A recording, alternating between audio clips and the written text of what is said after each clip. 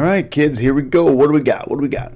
Unit 1 of Algebra 2 Common Core. This is day number 7. 7. Wow. I'm so... whatever.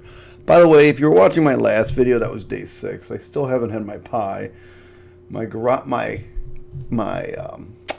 lawn is mowed, but my pie is still not eaten, and I'm so hungry. I'm gonna have a piece later. I'm so excited because the weekend I get to cheat. Can't find my mouse. There it is. So Mr. Key's back. Mr. Key. By the way, if you want a copy of these notes, I know I say it at the beginning of every video, but you know, just luck your way into this. You can find these notes at Mr. Krause, Krause, MrKrauseMath.com. It should be in the show notes. Just hit the down, notes thing. Should be able to see it. But if not, MrKrauseMath.com. Go to classes. Go to Unit 2 if you want. And this is day 1, number 7. In there it will be the copy of these notes, copy of a homework assignment you can attempt and do, although I don't have the video solutions of those. You could do those as well, and the link to this video, and the link to all of my other videos as well. Anyway, let's get started. F of x. We're going to do f of x in green just because I've got green. It's got a y-intercept of -4. 1, 2, 3, 4. And it has a slope of positive 1/2. Up 1 to the right 2, up 1 to the right 2, up 1 to the right 2. By now, if you can't graph simple lines like this, go back to your algebra teacher and just slap them. Now, if anybody actually does that and comes to, hey, Mr. Krause, I slapped my teacher and I got suspended for the rest of the year, you ought to have your head examined. I was sort of just kidding. Mostly, you probably ought to just go to the mirror and slap yourself for forgetting what your algebra teacher actually taught you 2 years ago. F of x. I certainly do not condone violence. Well, there's a couple of students I condone it with, but not all of them.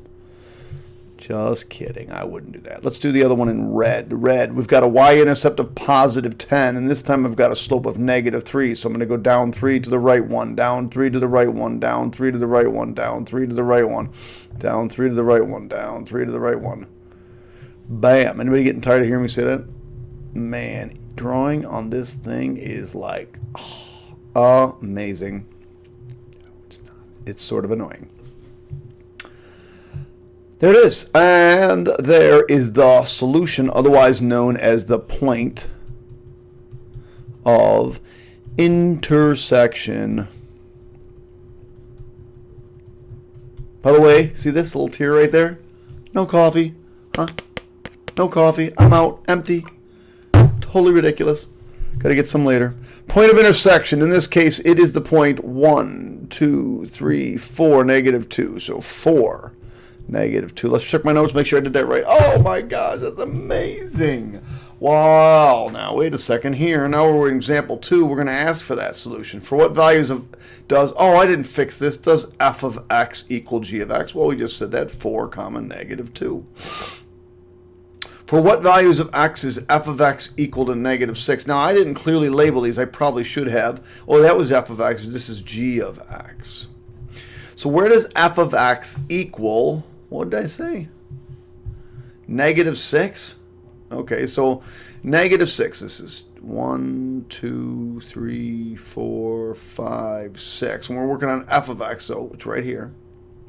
For what x value is that? 1, 2, 3, 4. So when does f of x equal -6? Or the other way to say this, or the other way to think about it is, when is the y value equal to -6 for f of x? Well, it's when x equals -4. This is an interesting part. When is f of x greater than g of x? Another way to think about this is, when is the y values for this bigger than the y values for this? So when are the y values for f, which is in green, above the y values for red? So the y values for red are 10, 6, 7, 4, 1. And the y values here are, at this point, much lower. Much lower. So these y values are below. So what we're looking for is, when is f of x above g of x? Well, at this point, wherever my mouse pointer went, at this point right here, let me do this and highlight. At this point right here, they're the same. As soon as I go this direction, the green is now above the red. So that's the area where f of x is greater than, and really remember, we're talking about the y values now. The y values of f are bigger than the y values of g. So that was starting at this 4. That was the cutoff point. So when x is greater than 4, I can't say equal to, because at 4 they are in fact equal. Now, again, this is saying when is the y value of f and I subtract the y value of g equal to 7. Another way to think about it is when are the graphs 7 units, wow, I'm writing, it's not writing, apart from each other. When are the graphs 7 units apart from each other? So I go back up here and I'm looking for when they're 7 units away. Let's see. I can't even get points on top of points, but let me erase some of this stuff so I can show you exactly where it is. And we'll erase these lines, and those lines, and those lines, and that line, and that line, and those lines. That line, and let's get rid of the yellow line. Oh, I got rid of crap. Ah! Let's see, Control Z, Control Z, Control Z. All right, I was just trying to get rid of this yellow. There we go. Get rid of this yellow in that circle. All right, and that yellow. All right, so when are they 7 units apart? Let me get rid of that eraser before I go crazy again. And if I look right here and here, and I count 1, 2, 3, 4, 5, 6, 7. So that's when the red one, g of x minus f of x is equal to 7. And I hope that's what the problem says, because that's what I was actually looking for. No, it is not. That's when f of x minus g of x equals 7. This is g of x minus f of x equals 7. That's not what I want. I want when f of x, so I want f of x minus g of x equal to 7. So this is when f has to be bigger than g, and we said that only happened after 4. So how about right about here? 1, 2, 3, 4, 5, 6, 7. Those are 7 units apart. So there it is. When x equals 6, the y values are 7 units apart. So x equals 6. And finally, the question says, what is their average rate of change? And if you remember, we talked about this again the other day. When we're talking about lines, maybe we did, let me make sure. When we're talking about lines, we're talking about their slope because they're consistent. So it doesn't matter what interval I pick, f of x will always be 1/2, and g of x will always be -3. 1/2, and g of x will always have a rate of change that's -3, because it's always for linear equations, and this is only true for linear equations. It's constant. It is a constant value, and that constant value is the slope of the line. Okay? So, because the slope doesn't change. On other functions, it changes. So let's see. Let's see if I can label these properly. Let me give one of them red. So h of x is the absolute value, and m of x, we'll do it in green. M of x is just the straight line, or just the line. So this one says, when are they equal? Well, they're equal when they hit each other. 1, 4. In the past, I will have said, what is the solution or the point of intersection? Now I can simply ask, when does h of x equal m of x? All right, so this question says, for which value of h of x? Now h of x is red, so let me change into red. So when does red equal 4? Now remember, this is another thing that's saying, when are the y values of x equal to 4? Not the x values. We're looking for the x values. So if I draw the line in y equals 4, boom, right here. So here's where one of them equals 4, and here's where the other one equals 4. So my two answers for this case are x equals 1, and x equals 3. At both 1 and 3, h of x is equal to 4. When is h of x greater than m of x? Another way to think about this, remember this is the red curve. When is the red curve above, greater than the green curve, or in this case the big black line? Well, above. So right at this point they're equal. And here, red's above, green's below. At this one, green's above, red's below. So when is the red bigger than the m? Well, that occurs whenever x is less than 1. So let me try to draw it. Let me get some erasers in here.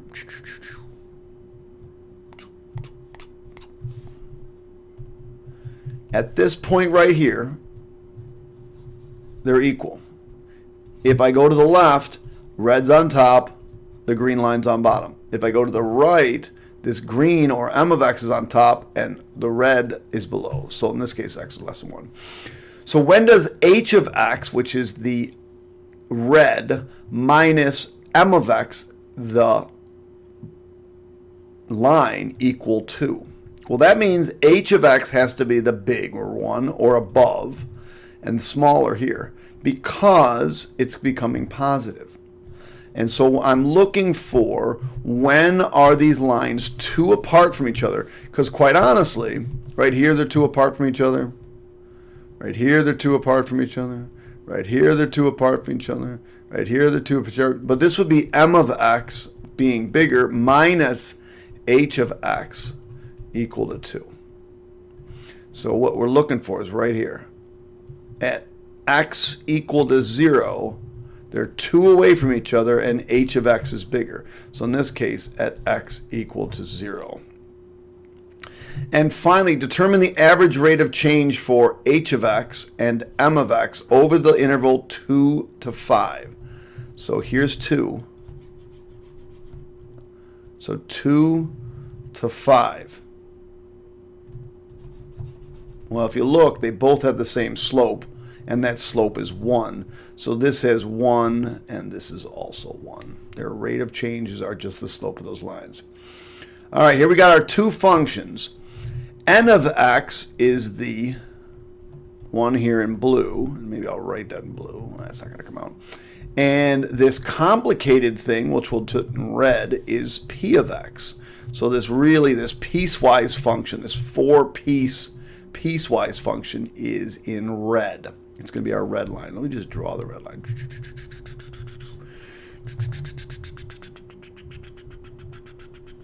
Maybe that's easier to see. Can you hear me now? Good, you can hear me now. All right, so when are they equal? For what values of x are they equal? Well, they're equal here, and they're equal here. So when does n of x equal p of x? Well, that's at x equals 3 and x equals -1. And what are those points of intersection? It's -1, 2, and 3, 0. But the x values, these are the x values. I should have put an and in here. When does n of x equal 1? So I'm looking at the y value. So maybe I'm going to draw in the line y equals 1.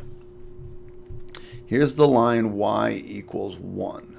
When does n of x equal that? Well, n of x equals 1 right here. And it looks like it's right at 1/2. X equals 1/2. When is n of x greater than or less than p of x, otherwise known as below p of x? When is n below p of x? Well, n is below p of x.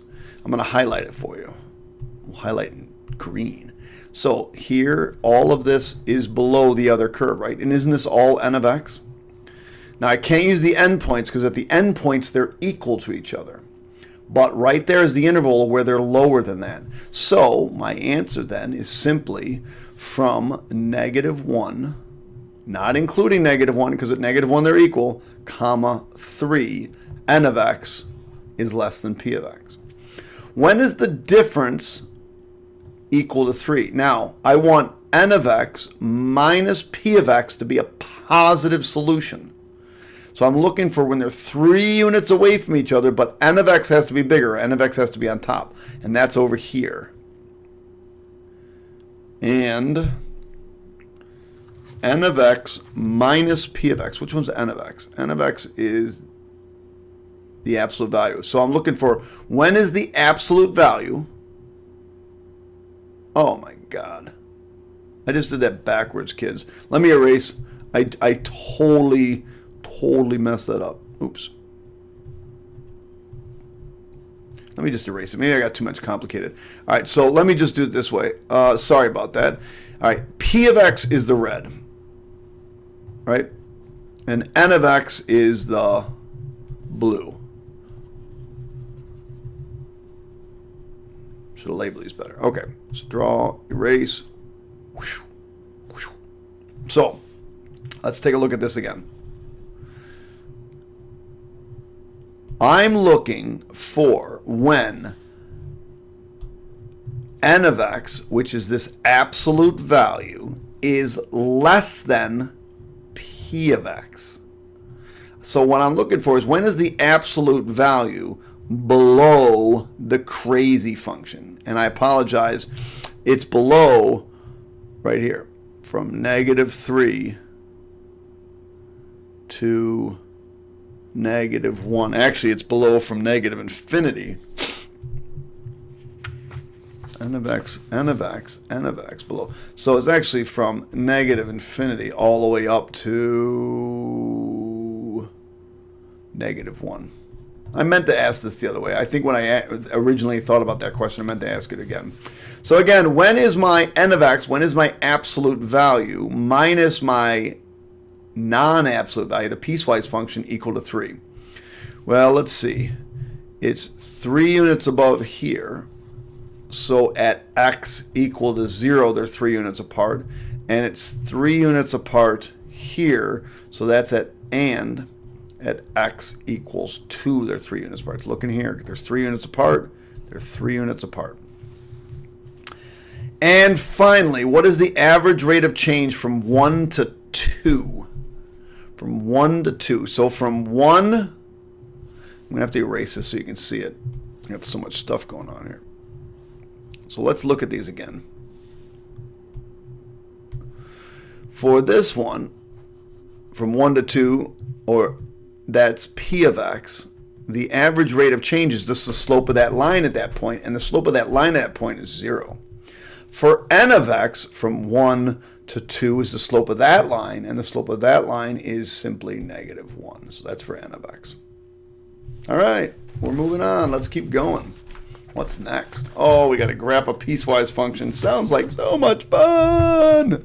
Let's do the piecewise function first. We'll do that in red.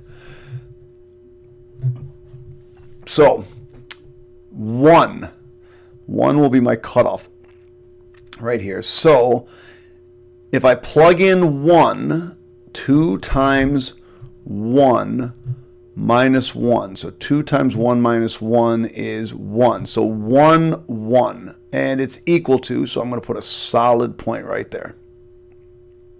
Now, I have a slope of 2.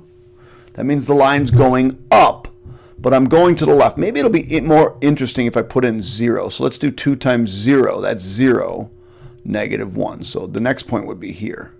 And notice then, I have a slope that's positive 2. And it's got a y-intercept of -1, and it's going, and anything less than 1, it's going down like that. Now, when I plug in 1 into this equation, 3 times 1 plus 1, I get 4. So at 1, 4. But it's an open circle because it doesn't have an equal to right here on the 1. And this is a slope of 3 over 1. 3 over 1, and that's going to look like that. All right, now let's do the absolute value function. We'll do that in green, just to kind of say festive, green. So here's my vertex, -3, 5. We're going to go to the left 3 and up 5. It's a reflection down, and it has a dilation of 2. That means it's coming down 2 and over 1. Down 2 and over 1. Down 2 and over 1. Down 2 and over 1. 1, 1. So it's going like this. And we're doing this. Okay. Now let me label these, because even though I did them in green, sometimes I'm going to get confused. So green is u of x, and red is r of x. Make sure I know that this is r of x down here. So when do they equal each other? Well, they equal each other right here. When x, for when values of x, do they equal each other? X equals 0. They are equal to each other. When does, for what values of x does u of x equal 3? Well, remember, that's the y value equal to 3. So maybe I need to draw in this y right there. Here's where u of x equals 3 at x equals -2 and x equals -4. So x equals -2 and x equals -4. When is r of x, the red, greater than the u of x? So when are the y values of u of x or r of x bigger than the y values of x? So when is red above green? So at this point right here, red's down there, green's up there. At this point right here, they're equal. At this point here, red's up, green's down. At this point right over here, red's up, green's down. So starting at when they're equal and going off into this direction, red is larger, or r of x is larger. So as long as x is greater than 0, r of x will be bigger. Can't say equal to, because at 0 they are equal to each other. For what values is u of x? Now I got a lot of stuff on here, so I got to get some erasing going on.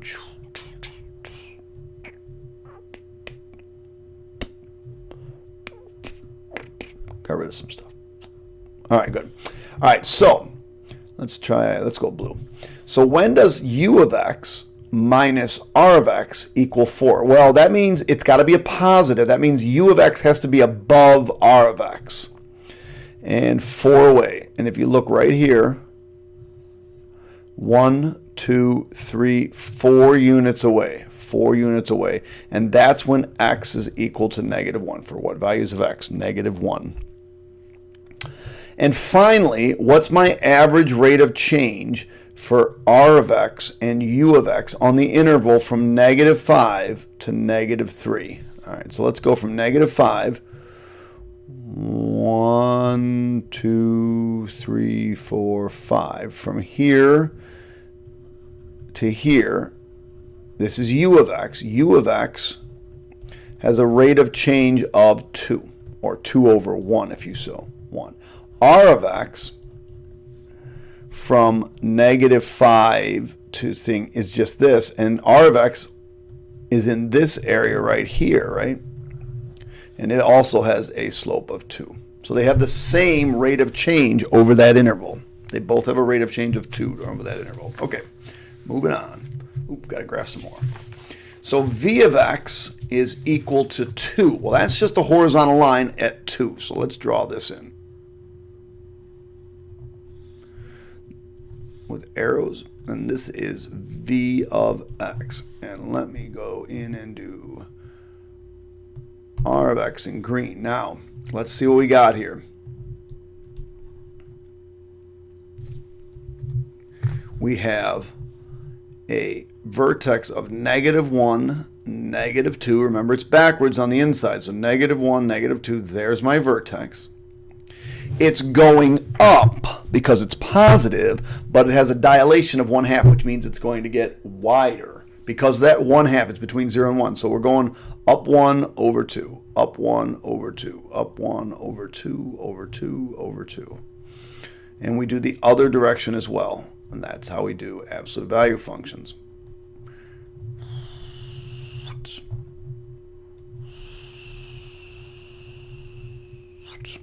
So for what values are they equal? Oh, for x equals, sorry for missing over here, this one right here, that's x equals 7 and x equals negative 9. I think I turned the page, but I didn't have. For what values of wx equal to 3? This is wx. Well, it's the same thing. What? When does wx equal 3?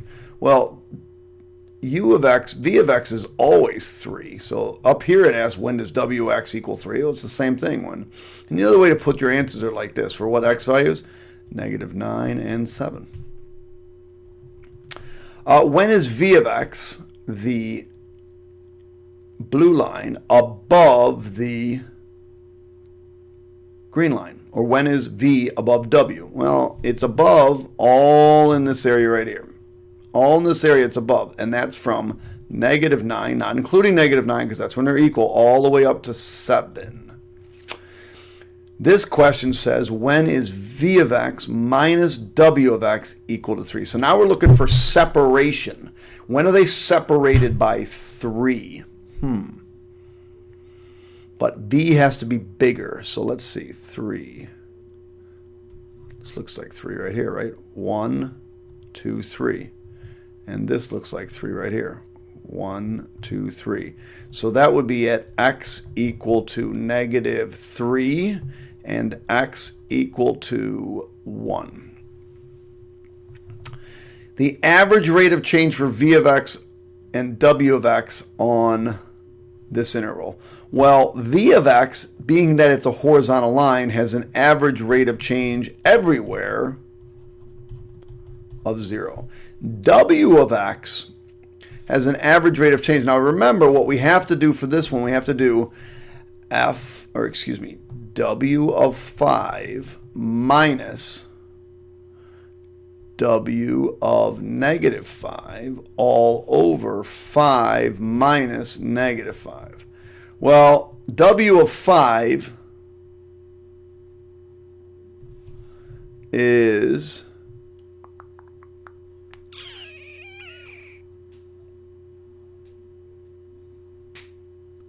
that's interesting.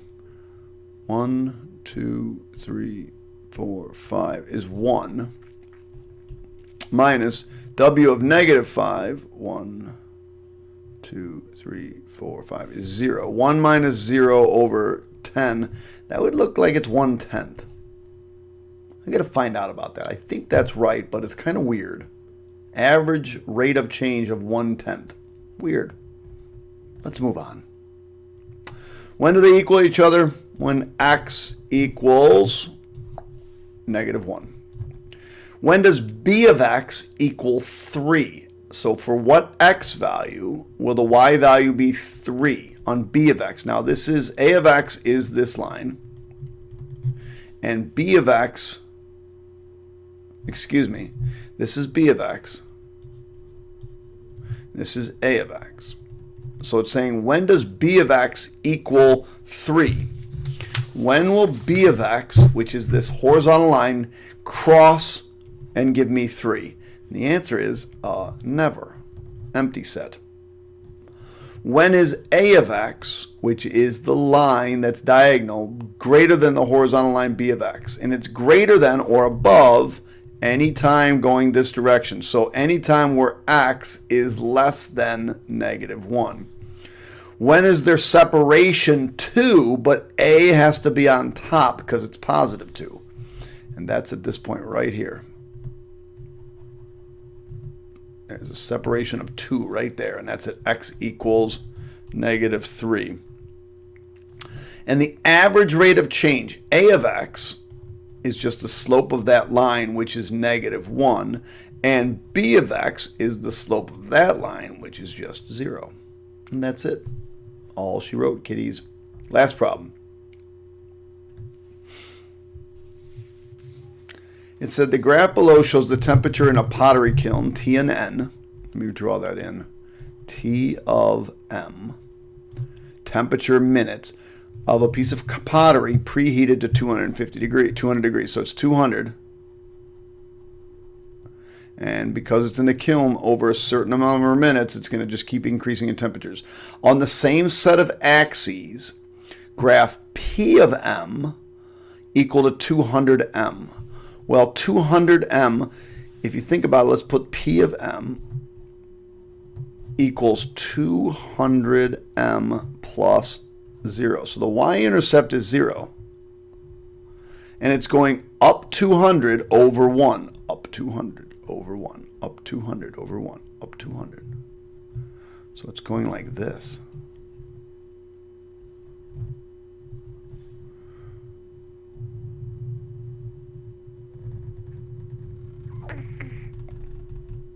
All right, so for what values of M does T of M equal P of M? Well, let's say at T time equals, is this hours or minutes? It should be minutes, right? T 6 at time equals 6. For what value or values of X does T of M equal 1,000? Again, here's 1,000, and T of M is right here. So that would be at time. This should not be t, little t. This should be M. So this should be at M equals 6 minutes. At M equals, and this shouldn't say values of X, it should be values of M. Sorry about that. This should say M, and this should say M. Lots of brain farts on this form. M equals 4. For what values is T larger than M? Well, T is this curve right here, and it's always bigger than M until we get to 6. So from 0 less than or equal to M less than 6, it's always larger than. Another way to do that is from 0 to 6 minutes. When is their separation 400? Now 400 is 2 boxes. So when are they separated by 2 boxes? That looks like it's right about here. It also looks like it's right about here. So I think the better one is right here. Let me erase some of this stuff and let's take a look exactly.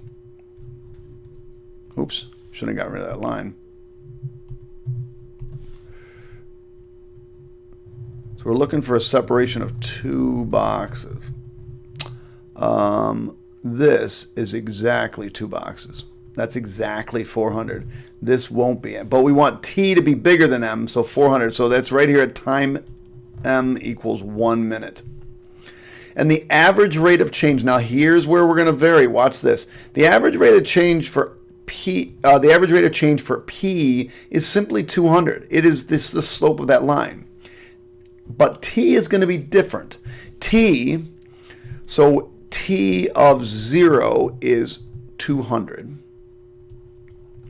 And T of 9 is 1400. So in order to find their slope, we got to do the change in y's, 1400 minus 200 all over 9 minus 0. So this becomes 1200 over 9, which reduces to, let's see, 3 goes into both those, 400 over 3. Which is like 133.